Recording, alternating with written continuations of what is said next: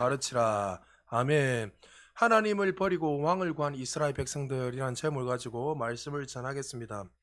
사무엘상 7장과 8장 사이에는 어느 정도 오랜 세월이 흘렀던 것 같습니다. 7장 8절 사이에 보면 갑자기 사무엘이 7장에서 막 열심히 등장을 하다가 사사일을 감당하다가 8장에 넘어서서는 이제 사무엘이 늙음에라고 시작되고 있습니다. 사무엘이 이제 나이가 이제 사사의 일을 하면서 나이가 많이 들었고 기운이 빠지고 이제 역사의 무대 뒤로 퇴장할 시간이 다가온 것 같습니다. 근데 사무엘에게는 두 아들들이 있었습니다. 요엘과 아비야라는 아들이 있었습니다. 요엘의 뜻은 여호와는 하나님이시다라는 뜻을 가지고 있고, 아비야는 하나님은 아버지시다라는 뜻을 가지고 있습니다. 그러니까 아버지 사무엘이 그가 하나님 앞에 그렇게 신실하게 섬기며 살았던 것처럼 두 아들도 이 사사일을 감당하면서 그렇게 하나님을 섬기고 하나님을 사랑하고 정말 하나님의 그 뜻 가운데 살기를 그런 마음을 가지고 사무엘이 아들들을 향해서 이름을 그렇게 지었던 것 같습니다. 그런데 참 사무엘 선지자도 자식 농사가 자신이 원하는 대로 되지 않았던 것 같습니다. 누구보다 탁월했던 사무엘이고 하나님의 음성을 듣고 누구보다도 신실하게 살았던 이 사무엘 선지자조차도 아들들이 정말 이렇게 자식 농사가 정말 엉망이었던 것 같습니다. 우리 본문의 2절 3절에 보면 이렇게 말합니다. 우리 같이 한번 읽어보겠습니다. 시작. 장자의 이름은 요엘이요 차자의 이름은 아비야라. 그들이 브엘세바에서 사사가 되니라. 그의 아들들이 자기 아버지의 행위를 따르지 아니하고 이익을 따라 뇌물을 받고 판결을 굽게 하니라. 예, 사무엘 아버지 이어서 사사가 되어서 이 재판관이 되어서 이 땅을 그 이스라엘 백성들을 다스리는 그런 재판관이었지만, 그런데 오늘 성경 기자는 아버지의 행위를 따르지 않고, 아버지의 방식이죠. 하나님을 섬기고 하나님을 사랑하고 신실 살아갔던 그 방식대로 따르지 않고, 성경 기자 뭐랍니까? 자신들의 이익을 위해 뇌물을 받고 판결을 공정하게 하지 않았다라고 설명하고 있습니다. 이스라엘 공동체에서 뇌물을 받는 행위는 계명으로도 금지할 정도로 굉장히 무거운 죄입니다. 뇌물을 받고 판결을 굳게 한다는 것은 공동체의 질서를 깨뜨리는 행위입니다. 하나님의 뜻을 나타내는 것이 아니라 자신의 방법으로 공동체의 행위를 깨뜨리는 행위이기 때문에 이런 죄를 하나님이 엄하게 다스리셨습니다. 근데 보통 사람도 아닌 이 이스라엘을 섬기고 이스라엘 재판하고 이끌어갈 이 사사가 아버지의 삶을 따르지 아니하고 뇌물을 받아서 자신의 이익을 위해 살았던 두 아들을 보면서 실패한 세습이었던 것 같습니다. 사무엘상 1장에 보면 엘리 제사장의 그 가문이 홈니와 비누아스라는 아들이 있었습니다. 사실 엘리라는 이 제사장이 엉망이었기 때문에 당연히 아버지의 모습을 보면서 자녀들도 그 영향을 받아서 정말 영적으로 얻었고 엉뚱한 짓을 얼마든지 할 수 있어요. 절대적인 건 아니지만 자식은 당연히 부모의 영향을 받고, 그러니까 부모가 두려워하고 약에 중독되어 있으면 당연히 자녀들도 보면서 자라니까 두려움이 그냥 이런 일이 있으면 두려움이 오고 약을 먹어요. 우리 교회 성도들 중에 이제는 나음 받았지만 그런 소리가 한 청년 있잖아요. 그 청년은 어떻게 해요? 엄마 아버지가 어릴 때부터 뭐하면 약을 기본적으로 한 7개 8개씩 먹었어요. 그러니까 보면서 자연스럽게 자라니까 시간이 땡저하면 약을 먹고 하루에 10개씩 11건 알을 약을 그렇게 먹어요. 그러니까 부모로부터 자연스럽게 배우다 보니까 그것도 당연하게 생각하고 두려움이 오면 당연히 그렇게 받아갖고 막 두려움으로 살아가는 거예요. 그러니까 엘리 제사장은 그런 삶을 살았기 때문에 절대적인 건 아니지만 부모의 영향을 받아서 당연히 자녀들 홈나 비나스가 망나니가 되고 좀 하나님을 경외하지 않고 그렇게 제약된 가운데 살아갈 수 있습니다. 그런데 사무엘이 누굽니까? 사무엘은 정말 하나님 앞에 누구보다도 인정받고 또 성도들에게 이스라엘 백성들에게 존중받고 인정받는 사람이 바로 사무엘 선지자였습니다. 오늘 본문에 보니까 사무엘상 12장 1절에서 4절까지 보면 이렇게 말씀하고 있습니다. 우리 한 절씩 교동합니다. 사무엘이 온 이스라엘에게 이르되 보라 너희가 내게 한 말을 내가 다 듣고 너희 위에 왕을 세웠더니 이제 왕이 너희 앞에 출입하느니라. 보라 나는 늙어 머리가 휘어졌고 내 아들들도 너희와 함께 있느니라. 내가 어려서부터 오늘까지 너희 앞에 출입하였거니와 내가 여기 있나니 여호와 앞과 그의 기름 부음을 받은 자 앞에서 내게 대하여 증언하라. 내가 누구의 소를 빼앗았냐, 누구의 나귀에 빼앗았냐, 누구를 속였느냐, 누구를 압자했느냐, 내 눈을 흐리게 하는 뇌물을 누구의 손에서 받았느냐, 그리하였으면 내가 그것을 너희에게 갚으리라 하니. 그들이 이르되 당신이 우리를 속이지 아니하였고 압제하지 아니하였고 누구의 손에서든지 아무것도 빼앗은 것이 없나이다 자, 하니라. 사무엘은 자기 평생의 직임에 대해서 얼마나 깨끗하게 성실하게 신실하게 살았는지 정말 자신도 대놓고 이야기할 뿐만 아니라 모든 백성들이 사무엘을 인정했습니다. 그럼에도 불구하고 아들들이 어떻게 해요? 아버지의 그 삶을 본을 따르지 못하고 소위 말해서 신앙 전수가 잘못되었던 것 같습니다. 이런 걸 보면서 참 자식 농사가 쉽지 않다.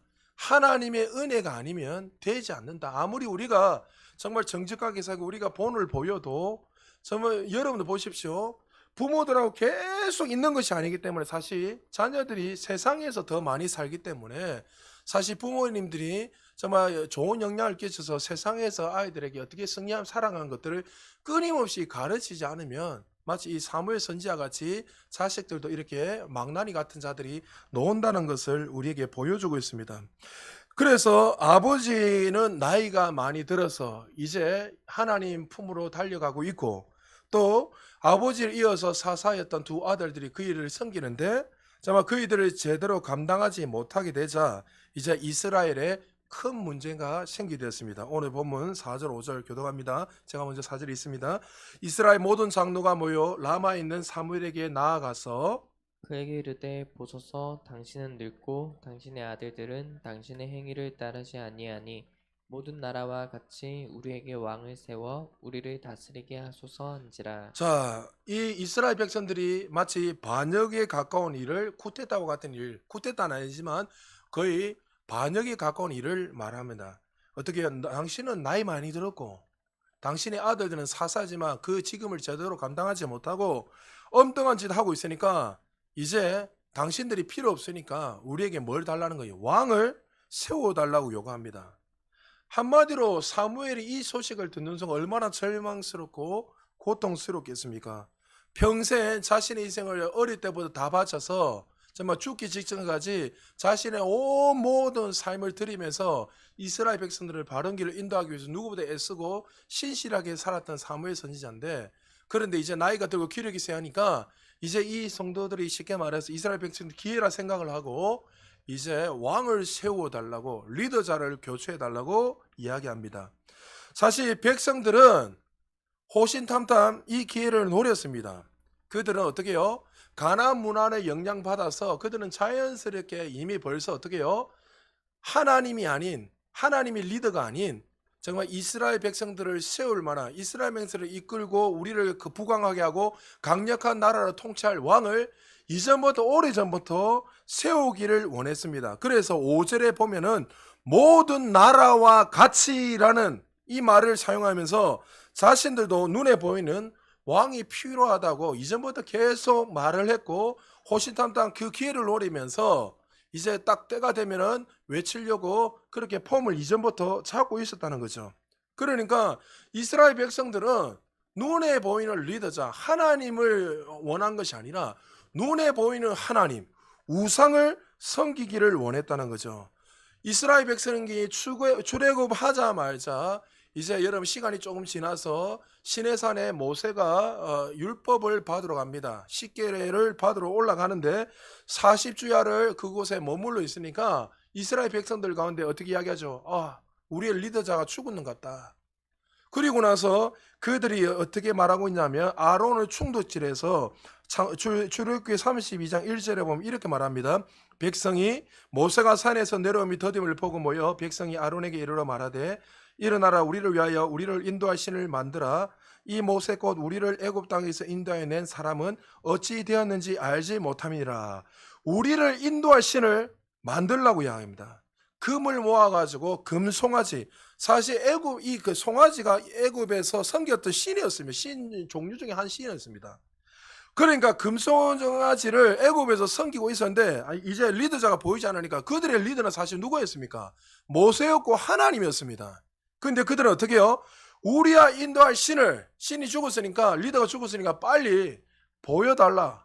그래서 그들이 금 송아지를 만들어서 이 송아지를 누구라고요? 하나님이다 하면서 우리를 인도할 하나님, 애굽에서 인도할 뿐만 아니라 우리를 젖과 꿀이 흐르는 가나안 땅으로 이 강야에서 인도할 하나님이라면서 우상을 섬기게 됩니다. 그러니까 이스라엘 백성들은 끊임없이 보이는 하나님, 눈에 보이는 하나님, 이 만몬신, 눈에 하나님, 살아계신 하나님을 믿는 것이 아니라 그들이 정말 원하는 그 신상과 같은 보이는 그 하나님을 날마다 갈망하며 살아갔다는 거죠. 교회는 하나님의 말씀, 하나님의 리더십을 통해서 움직여야 됩니다. 여러분에게 누누이 말씀하지만 교회는 어떤 한두 사람의 타고난 그 리더자가 그 교회를 이끌어가는 게 아닙니다. 하나님이 담임 목사는 세워주지만 담임 목사 중심으로 어떤 리더십을 발휘해서 해야 되는 것은 맞지만은, 그러나 이 리더십이 점점 자라서 하나님을 대체해버리고 마치 그 한 사람 한두 사람이 어떤 교회 어떤 중직자의 한두 사람을 통해서 교회가 좌지우지 되는 것을 하나님이 기뻐하지 않으십니다. 왜 그렇습니까? 이렇게 계속 한 사람의 리더십을 통해서 세워지면 반드시 부패가 오고 썩어지게 되고, 이제 역사를 보면 좋은 의도로는 그렇게 시작했지만 나도 모르게 높은 위치에 올라가게 되면 하나님을 실어버리게 되고, 인간은 힘을 가지게 되면 반드시 그 힘을 가지고 자신의 이익과 유익을 위해서 행사하게 되어 있습니다. 여러분, 조영기 목사님 돌아가셨지만 수많은 영적인 탁월한 목사님들 보면 그분들은 자기가 우상이 되기를 원하지 않았어요. 한 번도 이야기해 보면. 그런데 그를 통해서 놀라운 일들이 일어나니까 마치 신격화가 되어서 그 하나님을 바라보고 그를 사용하는 하나님을 보는 것이 아니라 그 사람이 타고난 그 한 사람을 리더자를 통해서 마치 하나님인 것처럼 우상을 숭배하고 섬기게 되더라는 거죠. 오늘날 그런 일들이 교회에서 끊임없이 일어납니다. 힘을 가지게 되면 행사하고 싶은 것이 사람의 생리입니다. 그래서 사람들은 보이는 리더십에 항상 끌리게 되어 있습니다. 이스라엘 백성들은 오랜 시간 동안 세상 문화를 동경했고, 이제 좋은 핑계거리가 생기자 본색이 드러나서 이제 우리도 블레셋 왕처럼 강력한 왕, 정말 이 땅을 다스리는 왕, 부강한 왕, 정말 우리를 안전하게 탁월하게 이끌어가는 그 왕을 세워달라고 지금 외치고 있다는 거죠. 지금 이스라엘 백성들은 그들의 삶에 고난이 오고 어려움 온 이유를 모르고 있는 거예요. 여러분, 사사 시대에 이스라엘 백성이 왜 고난이 왔죠? 왜 어려움을 당했죠? 그들이 하나님의 다스림과 통치가 있으면 그들에게 안정을 이루고 살아가는데 어느 날 갑자기 어떻게 해요? 그들이 하나님의 말씀을 실어버리고 자신의 속인에 오른 대로 살아가는 거예요. 살아가며 하나님께서 그들을 사랑하셔서 어떡합니까? 다른 나라의 원수를 세우셔가지고 그들에게 고통을 줍니다. 하나님 치십니다. 그럼 그들이 어떻게 합니까? 아, 우리가 하나님 말씀에 불순종해서 이런 어려움을 당했군 하면서 그것을 통해서 하나님 은혜를 깨닫고 하나님 앞에 구원을 외칩니다. 그러면 외치면 하나님 긍휼이 많으신 사랑이 넘치는 하나님께서 어떻게 해요? 어떤 사사나 리더자를 세워가지고 그 사람 중심으로 이스라엘 구원하고 회복하십니다. 회복하고 그들이 구원을 노래하게 되면 어떻게 됩니까? 또 하나님의 말씀을 잊어버리고 자신의 속인대로 살아가는 거예요. 몇 년 동안요? 400년 동안. 즉 이스라엘 백성들은 왜 자신에게 고난이 오는지 어려움이 오는지 어떻게 알고 있습니까? 우리에게는 강력한 왕, 눈에 보이는 타고난 리더십, 이 왕이 없기 때문에 우리가 이렇게 어려움을 당하고 고난을 받고 있다고 생각하고 있는 거예요. 그들이 지금 고난을 받는 이유는 그 때문에 아니었습니다.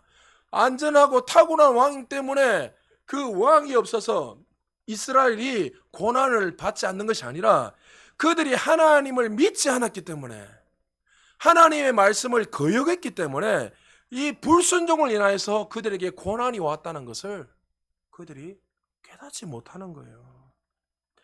이번 주일 날에 스승의 날이라고 어떤 한 집사님, 우리 교회나 다른 교회 집사님이 좋은 호텔에 데려가셔서 귀한 음식을 섬겨주셨습니다. 이런저런 이야기를 하면서 저하고 논쟁도 하고 했지만, 근데 그 이야기하면서 내가 그렇게 열심히 기도하고 했는데 왜 우리 아내를 하나님 먼저 데려가셨는가? 그것 때문에 제가 설명을 하고, 그리고 그 다음날 월요일날 또 전화가 와서 저하고 이런저런 이야기를 또 했습니다. 하면서 제가 그 집사님에게 진지하게 이런저런 하나하나 성경 말씀을 통해서 설명을 해주니까 본인이 납득을 하는 거예요. 그러니까 왜 하나님이 우리 아내를 데려가셨는가? 왜 고난을 주셨는가? 아니죠. 하나님 왜 우리에게 고난을 주십니까? 사실 이스라엘 백성들에게도 이렇게 고난을 주신 거 하나님 고난을 허락하신 거죠.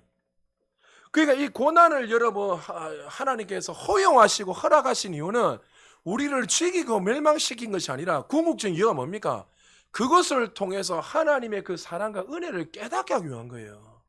근데 우리는 그 사실을 모르고 마치 하나님 우리에게 고난을 주시고 아픔을 주시고 멸망시키기 위해서 주셨다는 자꾸만 잘못된 논리에 빠져서 하나님을 원망하고 불평할 때가 얼마나 많은지 몰라요.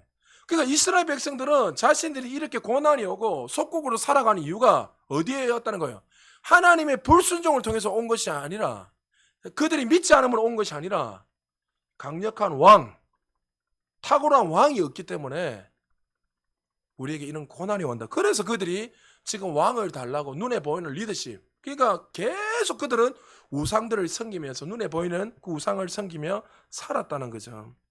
평생 이스라엘 백성을 지도하면서 사무엘 선지자가 이 말을 들을 때 얼마나 충격을 받았어요. 왜요? 마치 자신이 버림받는 것처럼 느끼지 않겠습니까? 리더자를 교체해달라니까 사무엘 선지자는 너무나 섭섭하고 얼마나 아쉬웠겠습니까? 그런데 이 사무엘 선지자는 인간적인 감정으로 풀지 않고 하나님 앞에 나와 기도했습니다. 6절입니다. 우리 같이 한번 읽어보겠습니다. 시작. 우리에게 왕을 주어 우리를 다스리게 하라 했을 때 사무엘이 그것을 기뻐하지 아니하여 여호와께 기도하매. 그러니까 여러분 항상 어떤 여러분들이 섬기고 어떤 일을 할 때에 교회 공동체에서 할 때 감정적으로 뭔가를 해결하시면 안 됩니다. 우리는 감정이 있기 때문에 자꾸 먼 일을 하다 하면 감정의 동료들과 서로 싸울 때가 많이 있는데 사무엘 선지자 보십시오. 평생 동안 이스라엘을 섬겼는데 리더자를 교체해달라는 거는 사실 자기가 볼 때는 1차적으로 누구를 교체해달라는 거예요? 네 필요 없다는 거예요. 당신 필요 없다 가라. 그러니까 자기 입장에서는 얼마나 속이 상하겠습니까? 그러면 감정적으로 그래 서로 싸운 것이 아니라 지금 어떻게 저 사무엘 선지자는 하나님 앞에 기도하며 나갔습니다. 여러분 기도로 나가 주님의 음성을 듣고 은혜를 받는 것이 가장 축복인 것을 믿으시기 바랍니다. 여러분 사무엘이 기도할 때 하나님께서 그에게 이렇게 말씀하십니다. 7절입니다. 같이 한번 읽어보겠습니다. 시작. 여호와께서 사무엘에게 이르시되 백성이 내게 한 말을 다 들으라. 이는 그들이 너를 버림이 아니요 나를 버려 자기들의 왕이 되지 못하게 자, 함이니라. 사무엘이 하나님의 음성을 듣고 깜짝 놀랍니다. 너를 버린 것이 아니다. 지금 너는 섭섭해하는데 널 버린 것이 아니라 하나님은 중심을 역대 6장의 말씀 18절 말씀 중심을 하시는 하나님, 우리의 심령을 하시는 하나님. 그들의 그 어떤 왕을 교체해달라는 그 심령 속에는 누구를 믿지 못하는 거예요. 사무엘을 믿지 못하는 것이 아니라 하나님을 못 믿는 거예요. 하나님을 신뢰하지 못하는 거예요. 겉으로 볼 때는 왕을 세워달라고 이렇게 막 이런저런 이야기해서 우리도 필요하다 하지만 실제적인 그들의 내면의 중심에 보면은 하나님을 한 번도 믿은 적이 없다는 거예요. 그러니까 사무엘이 네가 필요 없는 것이 아니라 사실 내가 필요 없다고 그들이 말한다. 그런데 놀랍게도 그 사랑이 넘치는 하나님께서 그들을 징계하고 치신 것이 아니라 어떻게 해요? 그들의 요구를 들어주라고 사무엘에게 말합니다. 그리고 왕을 세우지라고 하는데 사실 이 가나안 땅에 들어가기 전에 이미 여러분에게도 한번 설교했지만 이 이스라엘 백성들이 가나안 문화의 영향을 받아서 왕을 세울 걸 알았습니까? 몰랐습니까? 이미 하나님 알고 계셨습니다. 신명기 17장 14절 15절 교독합니다. 내가 내 하나님 여호와께서 내게 주시는 땅에 이르러 그 땅을 차지하고 거주할 때 만일 우리도 우리 주위의 모든 민족들 같이 우리 위에 왕을 세워야겠다는 생각이 나거든. 반드시 내 하나님 여호와께서 택하신 자를 내 위에 왕으로 세울 것이며 내 위에 왕을 세우려면 내 형제 중에서 한 사람을 할 것이요 내 형제 아닌 타국인을 내 위에 세우지 말 것이며. 자, 가나안 자체가 우상 문화였기 때문에 그들이 반드시 그 안에 들어가며 그 영향을 받아서 그 반드시 이스라엘 백성들도 왕정 정치를 제도를 실시할 것이라고 왕을 요구할 것이라고 이미 하나님은 알고 계셨습니다. 그리고 나서 왕정 정치를 하면 어떤 어려움이 있을 것이고 그거에 대해서 설명을 쫙 하면서 신명기 나중에 읽어보면 또 여러 가지 다른 성경 읽어보면 사무엘 읽어보면 어떻게 하면 왕은 어떻게 해야 될 것이며 이런 것에 대해서 구체적으로 하나하나 설명하고 있습니다. 그러면서 왕을 요구하면은 하나님께서 한 번도 이스라엘 백성들에게 내가 왕이 되지 않고 만약에 눈에 보이는 왕이 되면 너에게 이런 어려움이 있을 것이라 하면서 구체적으로 이제 한 번 더 하나님께서 건면합니다. 자, 9절부터 11절까지 교독합니다. 그러므로 그들의 말을 듣되 너는 그들에게 엄히 경고하고 그들을 다스릴 왕의 제도를 가르치라. 사무엘이 왕을 요구하는 백성에게 여호와의 모든 말씀을 말하여 이르되 너희를 다스릴 왕의 제도는 이러하니라. 그가 너희 아들들을 데려다가 그의 병거와 말을 어거하게 하리니 그들이 그 병거 앞에서 달릴 것이며 하나님이 사무엘 선지자를 통해서 이제 왕이 세워지며 너희에게 이런 어려움이 올 것이라고 그들에게 경고를 하며 어떤 경고입니까? 보십시오.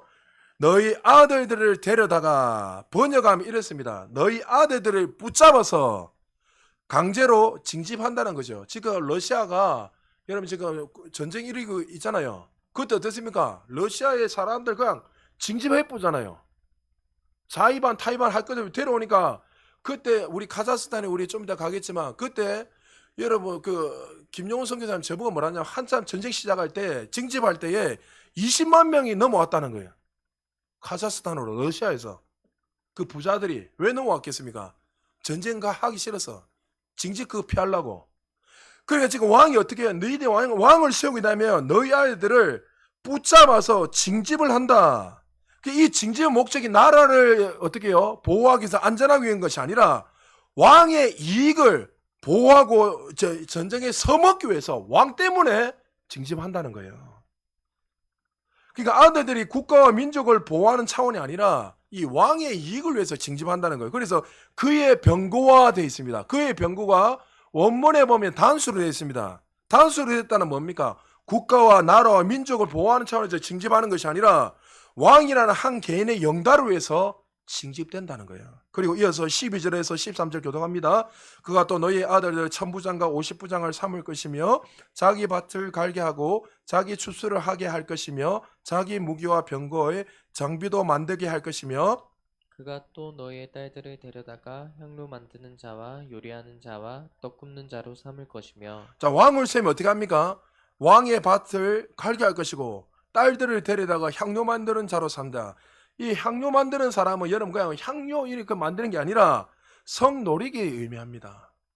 왕을 위해서 모든 사람들이 왕의 이익을 위해서 그렇게 한다는 거예요. 그리고 이어서 14절 15절 교독합니다. 그가 또 너희의 밭과 포도원과 감람원에서 제일 좋은 것을 가져다가 자기의 신하들에게 줄 것이며 그가 또 너희의 곡식과 포도원 소산의 11조를 거두어 자기의 관리와 신하에게 줄 것이며 한마디로 권력 남용이죠. 전부 누구를 위한 것입니까?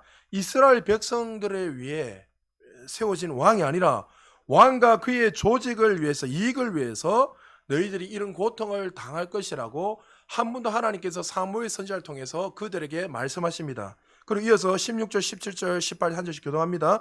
그가 또 너희의 노비와 가장 아름다운 손녀과 나귀들을 끌어다가 자기 일을 시킬 것이며 너희의 양떼 10분의 1을 거두어 가리니 너희가 그의 종이 될 것이라. 같이 했습니다. 그날에 너희는 너희가 택한 왕으로 말미암아 부르짖되 그날에 여호와께서 너희에게 응답하지 아니하시리라 하니. 자, 하나님이 사무엘 선지자를 통해서 하나님을 왕으로 섬기지 않고 눈에 보이는 리더십 왕을 세우게 되면 이런 수많은 고통을 당하고 너희들이 괴로움을 당할 것이라고 그들에게 구체적으로 상세하게 설명했습니다. 근데 인간이 얼마나 어리석고 교만한지 19절에 그들이 향해서 그들이 어떻게 반응한지 보겠습니다. 우리 19절 같이 읽겠습니다. 시작.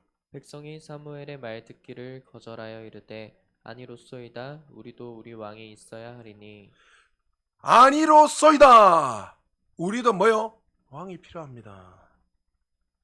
인간은 자비하신 하나님이 그렇게 말해도 잘 듣지 않다는 거죠. 아무리 그거 뜨겁다 만지면 이 손 튄다 손 화상 있는 데 다친다 하나님 그렇게 경고하시고 말해도 어떻게 해요? 사람은 그것을 만져봐야지 손이 대봐야지 어떻게 해요? 자신이 가지고 있는 걸 내놓는 거예요. 제발 좀 하지 마라 이렇게 하나님이 수없이 이야기하고 말씀대로 살아라, 하나님이 뜻 가운데 살아라 그렇게 말을 해도 어떻게 합니까? 아이고 그래도 내가 한번 그거 살아봐야지. 지금 이스라엘 백성들이 그렇게 이야기하고 있는 이것이 인간의 탐욕과 죄의 결과물입니다. 그래서 죄의 삭선 사망이라는 게 여러분 하나님이 그 꼭 여러분 해봐야 압니까? 물에 들어가봐야 빠져 죽는 거 압니까? 칼이 찔려봐야지 죽는 걸 압니까? 그거는 알 수 있잖아요. 하나님 그렇게 이스라엘 백성들에게 구체적으로 또 우리에게 구체적으로 그렇게 설명하고 말을 해도 여전히 인간은 어떻게 해요? 자신의 욕심과 탐심 때문에 하나님을 싫어버리고, 여러분 우상은 탐심이라 했잖아요. 탐심은 우상 숭배를 했잖아요. 하나님 말씀보다도 다른 것을 더 따르고 따라가는 그게 다 우상 숭배예요. 이스라엘의 왕은 누구였습니까? 전지전능하신 하나님이었어요. 그들에게 길을 내시고 죽은 자를 살리시고 정말 그들에게 물이 없으면 물을 주시고 만나 메추라기를 먹이시고 입히시고 가나안의 모든 그 왕들을 물리셔서 그들에게 가장 탁월하게 세워주셨는데, 만왕의 왕 만유의 주 되신 그 하나님이 끊임없이 그들에게 보여주시고 말씀해 주셨는데도 불구하고 그들은 어떻게 해요? 히브리서 기자가 뭐예요? 2장 3장에 읽어보면 그들이 한 번도 믿지 아니하였더라. 자신의 속인에 옳은 대로 살아가는 거예요. 그러니까 이스라엘에게 그렇게 경고했지만 그들은 어떻게 해요? 듣지 않더라는 거죠. 왜요? 성경을 읽으면 나중에도 계속 읽으면 나오겠지만 그들이 이마가 굳고 복이 코도 있는 거예요. 코도 있다는 건 뭐예요? 교만하다는 거예요. 교만하다는 뭡니까? 자신의 생각에 사로잡혀서 살아가기 때문에, 자신이 주인이 돼서 살아가기 때문에 하나님 말씀하셔도 듣지 않더라는 거죠. 그래서 여러분 잘 들으십시오. 왜 우리에게 고난이 오는가? 아까도 서두에 말했지만 하나님은 우리에게 고난을 주신 적이 없어요. 그런데 순종하지 않으면 수많은 어려움이 당하잖아요. 그래서 사실 그거는 우리가 불순 때문에 오는데, 이것을 하나님이 전체적인 주권 안에 보면 이것을 신학적 용어로 허용적 형벌이라고 이야기합니다. 이 말은 뭐냐면 하나님 그렇게 말씀을 통해 우리에게 세 땡 다 이미 축복을 다 주셨는데 그 말씀에 순종하지 않고 우리가 살아가면 어떻습니까? 하나님 그냥 두시는 거예요. 언제까지요? 깨달을 때까지 그냥 두는 거예요. 그래서 우리의 삶은 어떤 삶에 고난이 어려움이 오잖아요. 그 나중에 통해서 하나님이 하신 게 아니라 내가 잘못된 걸 선택했지만 그것을 통해서 깨닫게 하여 주셔서 만왕의 왕이 누구신지, 정말 참 하나님 누구신지 그 수많은 것을 통해서 알게 해주시는 거예요. 이해되십니까?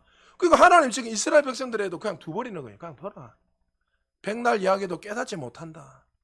그래서 20절에 그들이 이렇게 말합니다. 우리 20절 같이 읽겠습니다. 시작.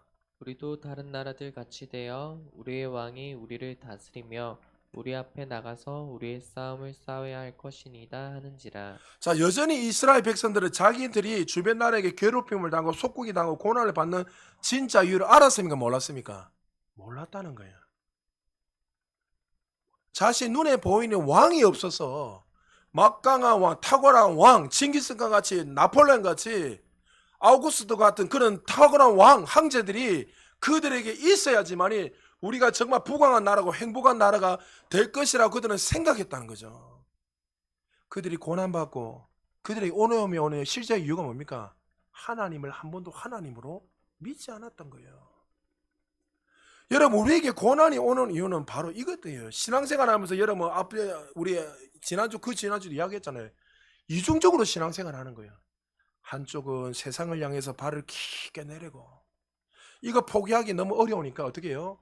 요것도 하나님의 뜻도 내려놓기 너무, 이거 내려놓으면 찝찝하니까 이쪽으로 넣어줘. 이쪽으로 두 발을 디디고 살아가는 거예요. 그래서 나중에 보면 항상 어떻게 좋은 거, 자기 원하는 걸, 좋은 것을 이렇게 마치 빼먹는 것처럼 선택을 하면서 살아가는 것이 바로 이스라엘 백성들이고 또 많은 그리스도인들이 이중적인 신앙생활을 하고 있다는 거죠. 그래서 우리 지난주에도 공부했지만 우리가 거듭나오는 첫 번째 뭐예요? 너희는 이 세대를 본받지 마는 거예요. 할렐루야. 이 세대를 본받지 말고 세상의 방식으로 기능하는 거지. 세상 사람들이 원하는 그런 자신이 주인이 되어서 살아가는 방식, 자신이 주인이 되어서 자신의 이익을 위해 살아가는 그 방식대로 살아가서는 안 된다. 하나님의 말씀, 그것이 너희들의 기준이 되고 선택해야 될 것이라고 하나님 분명히 이야기해요. 그렇게 수없이 끊임없이 이야기하는데도 불구하고 우리는 어떻게 해요? 어떤 어려움이 올 때, 어떤 문제가 생기면 항상 하나님 뜻이 아니라 말씀이 아니라 어떻게 해요? 이스라엘 백성같이 자신의 방법으로 그 왕의 명령을 세상이 눈에 보이는 그 우상을 숭배하면서 살아가고 있더란 거죠. 여러분, 결국 하나님이 이스라엘 백성들이 요구하는 왕정 제도를 허락하십니다. 그리고 21절 22절 같이 했습니다. 시작. 사무엘이 백성의 말을 다 듣고 여호와께 아뢰매 여호와께서 사무엘에게 이르시되 그들의 말을 들어 왕을 세우라 하시니 사무엘이 이스라엘 사람들에게 이르되 너희는 각기 성읍으로 돌아가라 하니라. 자, 그리고 나중에 백성들이 요구하는 왕이 나중에 등장하는데 그 왕이 이스라엘 첫 번째 왕이 누굽니까? 사울입니다. 하나님의 경고한 대로 사울 왕을 통해서 이스라엘이 얼마나 어려움을 당하게 되고 또 수많은 문제들이 생기지 모릅니다. 사무엘이 왕이 된 지 1년도 되지 않아서 미천이 다 드러납니다.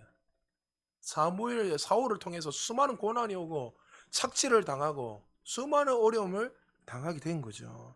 불순종의 결과입니다. 아까 말한 것처럼 하나님께서 그들에게 깨닫게 하기 위해서 허용적 형벌을 허락하신 거예요. 그러나 이것을 통해서 하나님의 그 자비와 사랑이 있다는 걸 기억해야 돼요. 왜 하나님 이것을 허락하는가? 그들이 이런 것들을 계속 반복적으로 하면 반복적으로 안 사는 게 가장 축복이죠. 이런 것을 허용하는 근본적 이유가 뭐라고요? 이것을 통해서 그들이 무엇을 깨닫게 원합니까? 너희들이 진짜 메시아, 진짜 왕은 누구란 거예요? 하나님이란 것을, 예수 그리스도란 것을 그들에게 깨닫게 하는 거예요. 할렐루야. 그러면 여러분들 이 구약의 수많은 패턴들을 통해서 이스라엘 백성들은 진정한 왕이 누군지를 갈망하게 되고 은혜를 찾습니다. 교회 공동체도 마찬가지입니다. 주어진 사역 가운데 우리가 서로 다툼도 일어날 수도 있고 또 수많은 문제가 생길 수도 있고, 그러나 이러면 이 문제를 가지고 우리가 하면서 어떤 리더십이 맞다 틀렸다 그것을 가지고 우리는 잣대를 대어서는 안 됩니다. 교회의 주인은 머리는 예수 그리스도이십니다. 할렐루야. 하나님 말씀보다 뭔가 앞서서도 안 됩니다. 아무리 세상에 어떠한가 탁월함이 있다 하더라도 사람을 변화시키고 우리 인생을 행복을 주고 우리 인생을 형통의 길로 인도하고 우리에게 인생을 구원의 길 축복길로 인도하는 것은 세상의 그 방식이 아니라 하나님이 주시는 참된 만족, 하나님 주시는 참된 샬롬이라는 것을 여러분 믿으셔야 됩니다. 이 왕을 하나님이 정말 이 사사시대에 왕이 없으므로 자신의 속인에 오는 대로 살았을 때 그 인생이 무너진 것처럼 우리 인생 속에서도 정말 진정한 왕은 예수 그리스도 하나님밖에 없다는 것을 기억해야 돼요. 그러므로 우리는 이것을 통해서 정말 세상에 그 발맞춰 가서 눈에 보이는 그 리더십에 의지하며 따라가는 인생이 아니라 그 왕 대신 그 하나님을 날마다 인식을 하고 우리의 걸음 속에 그 동행 속에서 하나님이 나의 주인 되시고 리더자 되시고 왕 되시는 그 사실을 믿고, 또 우리 교회도 정말 어떤 상황이 있어도 하나님이 주인 되시길래 하나님이 리더자 되시기에 어떤 상황 속에도 날마다 승리할 수밖에 없다는 그 사실을 믿게 될 때에 우리의 삶 속에서 날마다 샬롬과 그 진정한 평강이 일어난다는 것을 기억하시고, 오늘 말씀을 통해서 혹시 여러분 가운데 혹시 하나님을 의지하지 않고 내 생각, 내 방법 아니면 어떤 한 사람이 타고난 리더자를 통해서 여러분의 인생을 의지하고 이끌어가고 있다면 빨리 그것을 내려놓고 회개하셔서 하나님만이 나의 왕이시고 리더자라는 것을 인식을 하고 다시 한번 더 하나님의 그 은혜를 구하는 말미암아 그 은혜 안에서 샬롬을 누리며 살아갈 수 있는 우리 모두 되시기를 주의 이름으로 축복합니다.